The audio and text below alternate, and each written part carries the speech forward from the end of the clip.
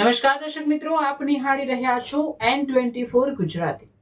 તો નજર કરીશું આજના મહત્વના સમાચાર પર। આમોદમાં રાજકીય શતરંજ ઉથલપાથલ, ભાજપ કોંગ્રેસની નૂરા કુસ્તીના અંતના સંકેત, આપની એન્ટ્રીથી દિગ્ગજોના પાયા હલ્યા। આમોદ નગરપાલિકાની આગામી ચૂંટણી હવે માત્ર સત્તાનો જંગ રહી નથી, પરંતુ વર્ષોથી ચાલતી રાજકીય મોનોપોલી સામે જનતાનો જવાબ બની ગઈ છે।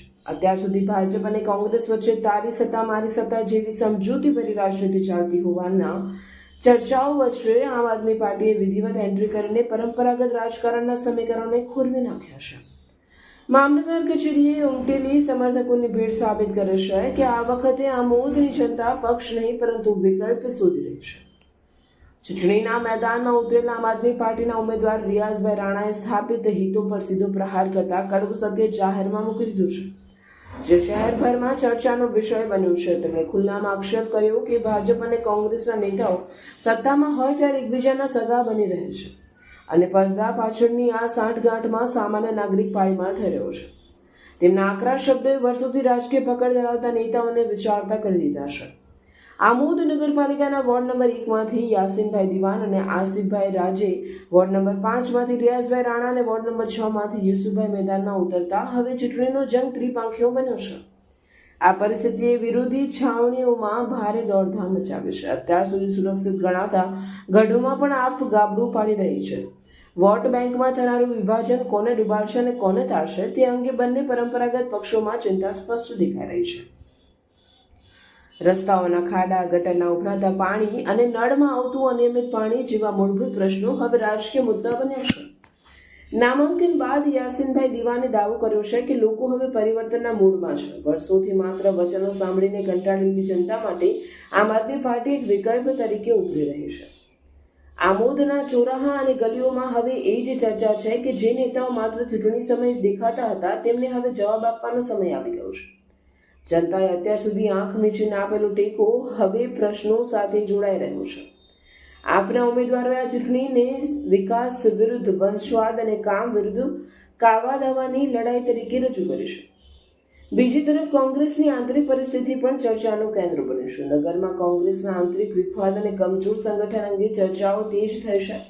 ગત ટર્મમાં જૂથબંધીને કારણે સત્તા ગુમાવ્યા બાદ પણ પક્ષમાં કોઈ ખાસ સુધારો જોવા મળ્યો નથી। વધુમાં જેમના કારણે પાર્ટી નબળી પડી હતી એ જ નેતાઓને ફરી જવાબદારી સોંપાતા કાર્યકરો અને મતદારોમાં નિરાશા ફેલાઈ છે।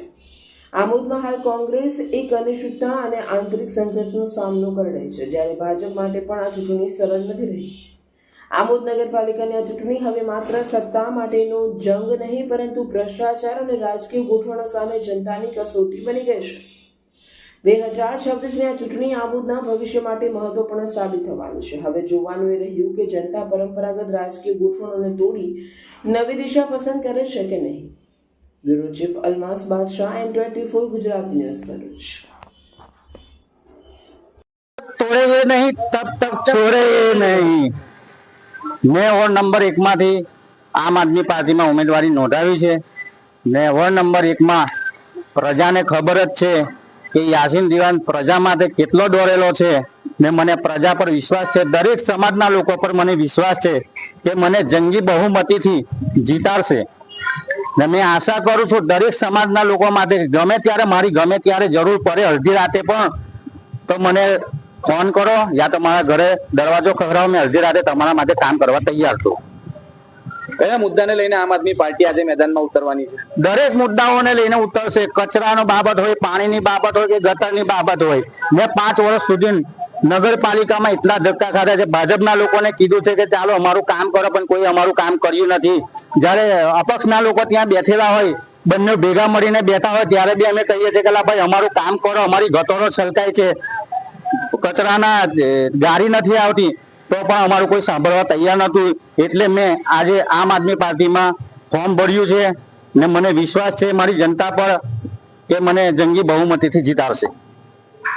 અત્યારે અમે આમ આદમી પાર્ટીની અંદરથી ઉમેદવારી કરેલી છે ને અમે 1 નંબર, 5 નંબર, 6 નંબરમાંથી ઉમેદવારી ફોર્મ ભરેલા છે અને અમને આશા છે કે અમે જંગી બહુમતીથી જીતીને આવીશું।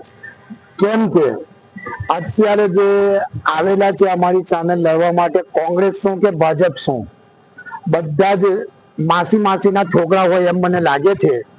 અને જે કોંગ્રેસમાં છે એ લોકો જ આગલી વખતે અપક્ષમાં રહીને કોંગ્રેસને હરાવવાનું કામ કરેલું એ લોકોએ જ.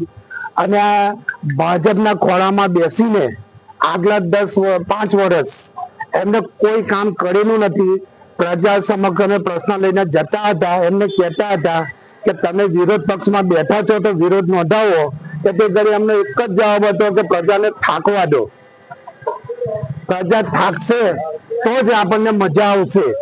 એટલે અત્યારે મારી પબ્લિકને એક નમ્ર વિનંતી છે કે 5 વર્ષ એમને ખૂબ જ મજા લીધેલી છે. હવે આ છેલ્લા ઇલેક્શન આવેલું છે, આ દિવસો પબ્લિકના છે, એટલે પબ્લિક જોઈ વિચારીને પોતાના સારા ઉમેદવારને વોટ આપે અને સારા ઉમેદવારને જીતાડે.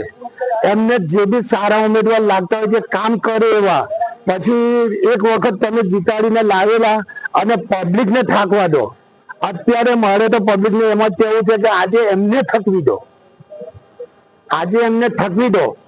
અને એ લોકો જો તમને પબ્લિક રીતે ના સમજતા હોય અને તમારા કામ એ લોકો ના કરતા હોય તો તમારે એમને વોટ આપી, કોઈ બી પક્ષનો માણસ હોય, ચાહે આમ આદમી હોય, કોંગ્રેસ હોય કે ભાજપ હોય, જો પબ્લિકનું કામ કરવા માટે સક્ષમ ના હોય તો એને વોટ આપવો નહીં.